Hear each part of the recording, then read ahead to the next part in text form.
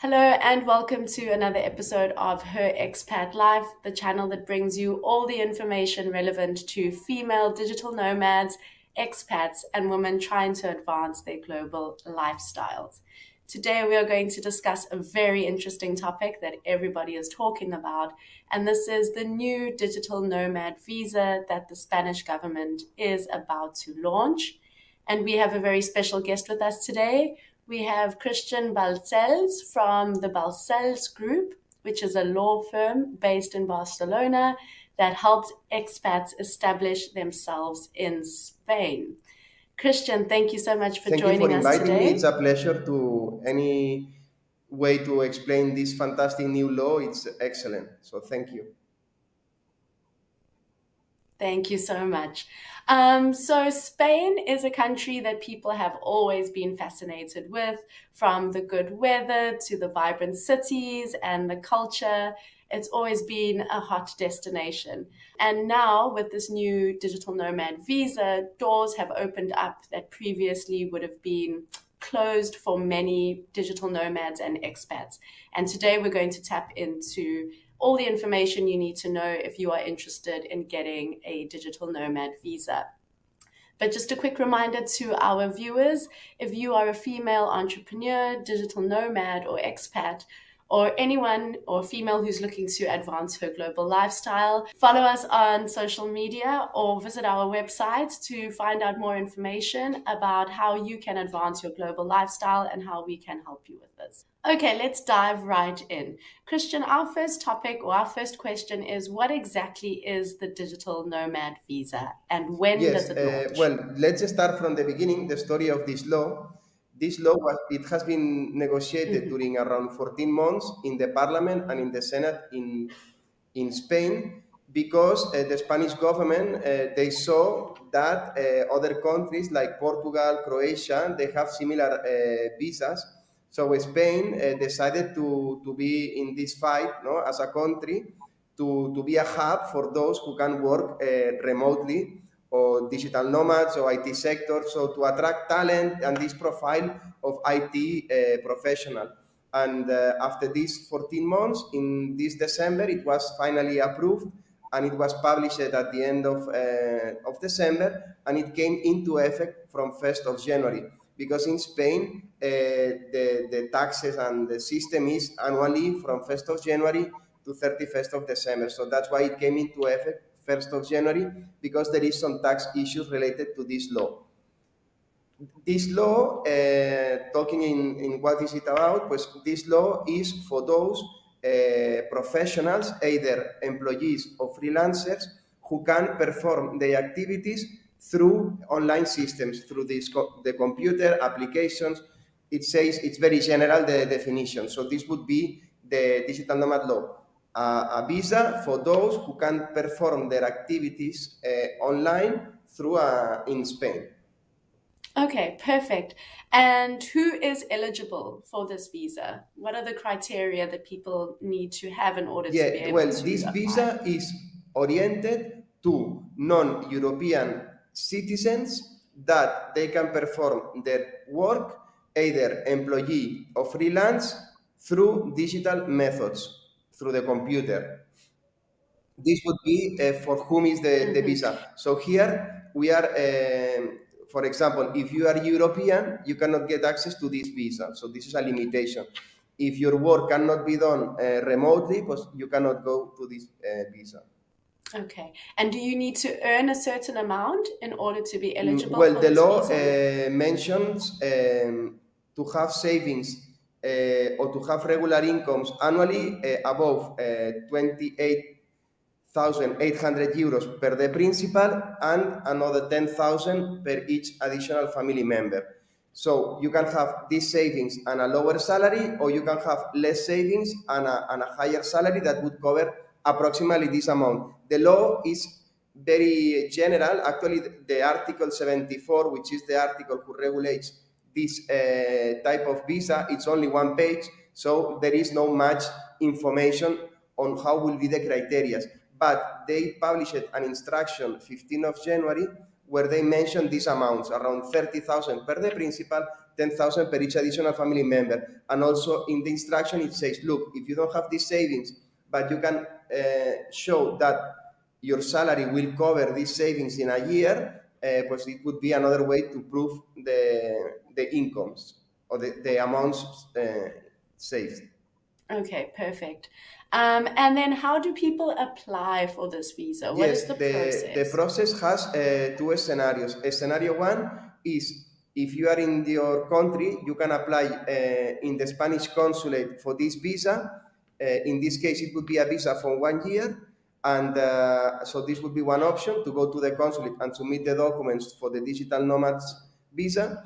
Option two would be if you are already in Spain as a tourist, regular, or if you are already in Spain with another permit. I'm a student, I'm in a non-working visa.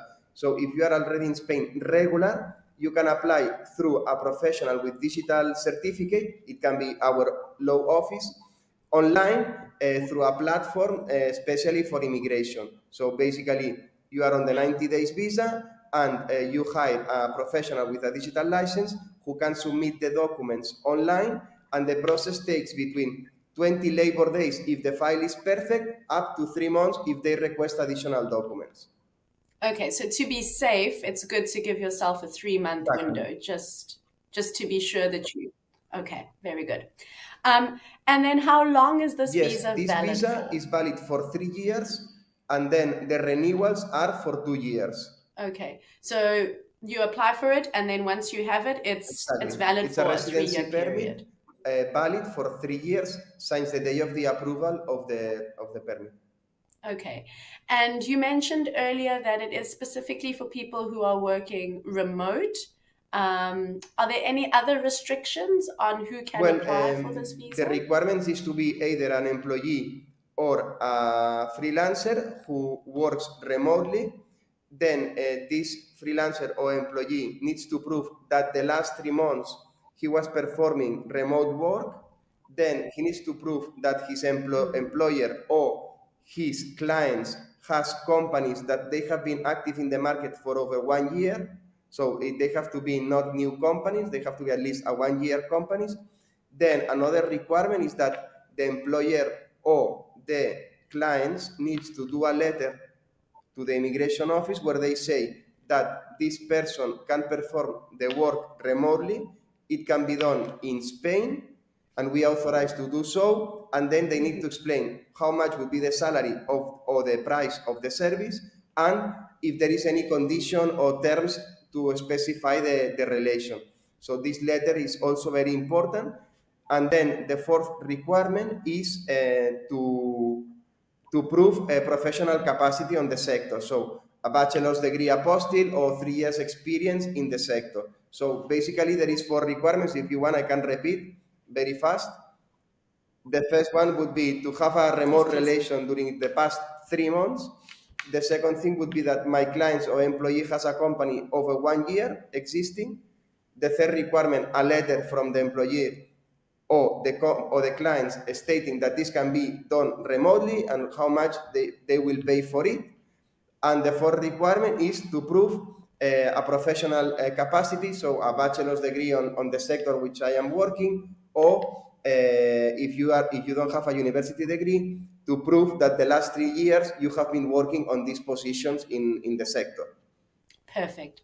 And then you mentioned earlier about the requirements for additional family members. So I'm assuming it is possible to bring family with you if you get this visa. Can you just discuss that a little bit more? The law authorized to bring the family. This means the wife or husband, the kids, and if the kids are upper 18, then they need to be economically dependent on the parents. The family members that they are adults, they are also authorized to work in Spain, which is also positive. Okay, so for example, if you have if you have a parent, if you have an elderly parent that is dependent on you, would you be able to bring this person as well? Or no, is that the parents, so the parents of the digital nomad, they are not they could be authorized to be part of the visa if you prove the economical dependence on the parents and to prove also that they don't have a pension in their country. In our experience, this is very difficult because The digital nomad law is under a law that it was approved in 2013. So in some parts of the law, there is the same requirements as the highly skilled professionals. And in our experience, to bring the parents is extremely difficult unless they don't have a pension and you can prove that during the last 12 months you've been transferring money to them. So I would forget this option unless there is a very special situation. Okay, so it's not the norm, Exactly. It's more the exception to the norm in this case. Okay, very good. And then can a person apply for permanent residency in Spain while they have this digital nomad visa? This is included in the law as well. After 5 years of legal residency in Spain with the digital nomads, if the digital nomad has not been out of Spain more than 10 months during these 5 years, so this could be like 2 months per year maximum, then they would get access to the PR, the permanent residency. And if the person had left the country more than 10 months in this period, would they then not be able to get the permanent residency? Then he has residency? to renew the digital nomads law. Perfect. Okay. And how much does it cost to go through the entire process? Well, the immigration fee is 73 euros 26 cents per application. And this would be the cost, plus if the documents that you have are in English or in another language, you need to translate them through a Word translator, so then we need to get a quotation. And if you are asking the price of our office as well, or?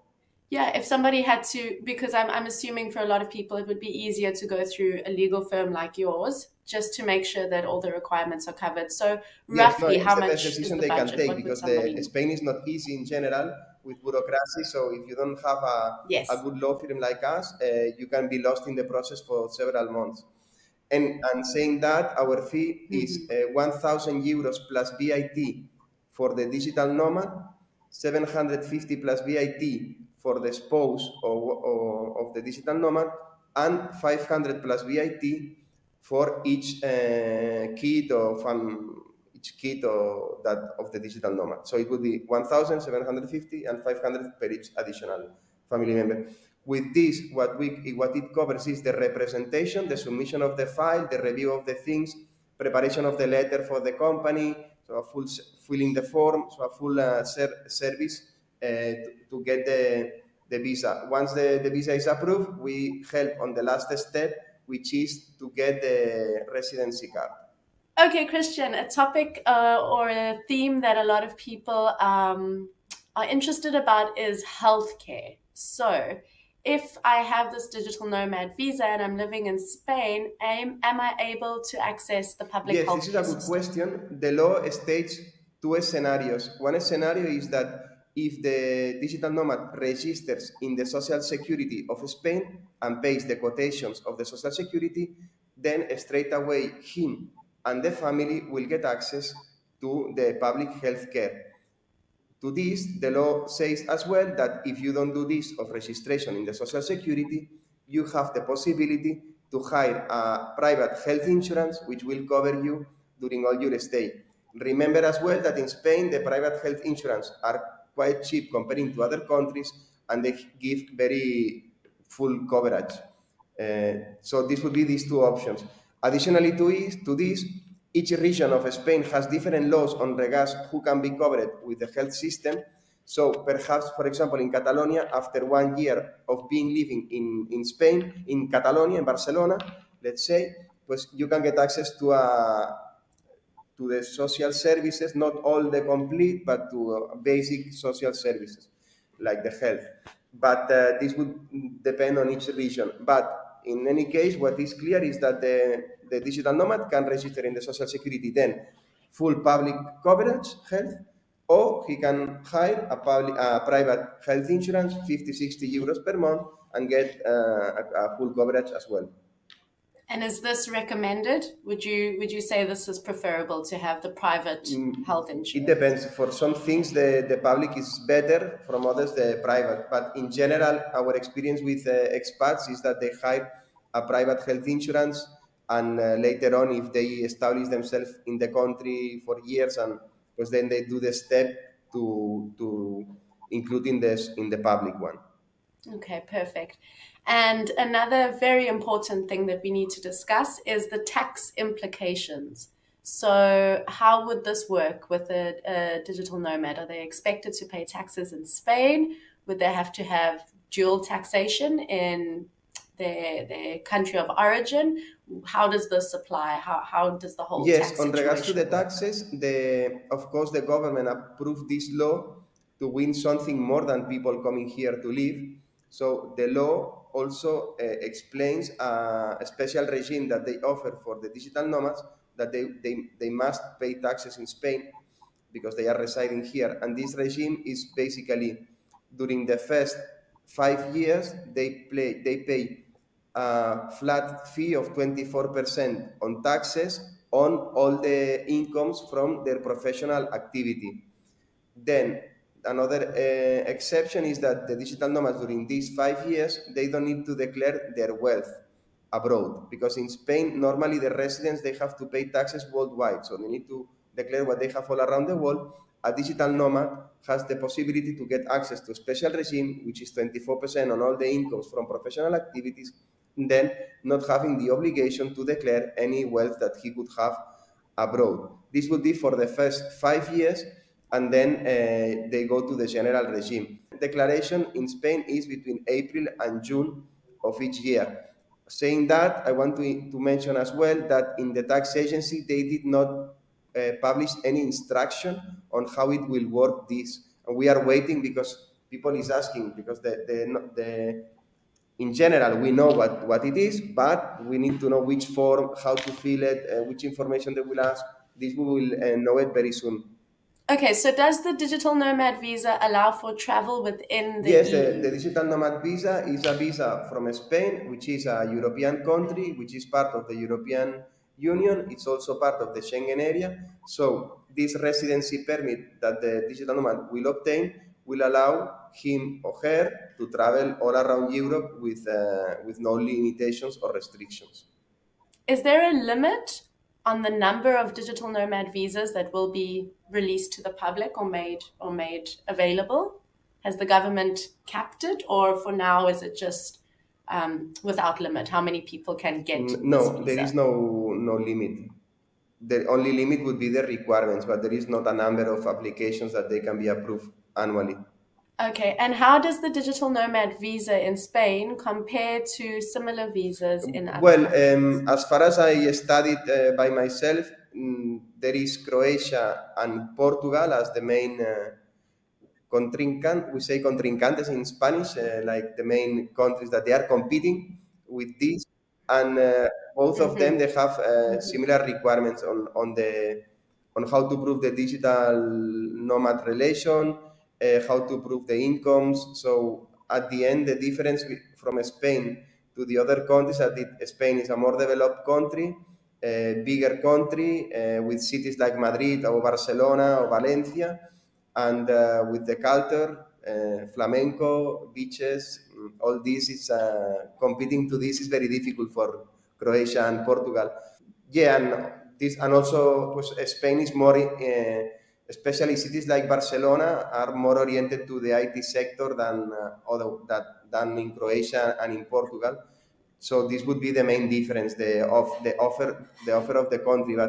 And actually, the law is so general, as I said, it's one page. The Article 74 is just one page that at the end is the same requirements as in Portugal and in Croatia. Yeah, to touch on the point that you mentioned, there's Spain has a lot of positive advantages, and Valencia was recently named the best city in the world for expats. So I'm sure that there's going to be a lot of demand, a lot of requests for the new digital nomad visa. Okay, Christian, is there anything else you'd like to add? Any advice you'd like to give people about this process Well, first before we of all, sign pues, off? thank you again for the invitation. And pues anybody who is listening this and wants to get more information, they can contact our law firm. We have, well, we are in the social media very active, so they can contact in Instagram, through our website, in LinkedIn, in Twitter, in Facebook. They can call to the office, and then we can do a first consultation to go more into details if they accomplish the requirements. Secondly, in our opinion, it's a good opportunity to use this law to come to Spain, because before this law was approved, there was a lot of people that they wanted to do this, to come here to work remotely, and there was no a legal answer to this. There was not the possibility to do so, and when they were coming, they had to leave after 90 days because they can only be as a tourist. So this is a fantastic opportunity. We don't know till when it will be active because in Spain the laws change very fast. So all those who has access to this, then they will keep this right. So fantastic opportunity to come to live and work remotely from Spain. Thank you so much, Cristian. So just to let everybody know, if you are looking for more information, we will link the information of the Balcells Group below the video. And please reach out to them if you would like to find out more information. You can also follow her Expat Life on social media. We will try to keep you updated on all the changes. Like Cristian said, these things change quite quickly in Spain, so we'll keep you abreast of everything. And yeah, we look forward to chatting to Cristian further in the future as things change, and we can keep you updated on everything. So please follow us on social media, subscribe to this video if you like the content, and stay updated with her Expat Life on all things related to female entrepreneurs, digital nomads, and expats abroad. Cristian, thank you again for your time. We really appreciate it. And we look forward to chatting to you in the future again about all things legal here Gracias. in Spain. Have a nice day. Thank you. Thank you so much, Cristian. We will send the details of the link and everything else to Gerard when it's ready. And if there's anything that you'd like to discuss, I'm always available to chat to you. Perfecto, muy bien. Pues thank you very much. Great pleasure to talk with you. And hopefully we can do more interviews in the future with new laws that will help both of us. I hope so. I hope so. Thank you so much, Cristian. Have a Gracias. wonderful day, Adiós. and we'll chat soon. Thank you. Bye.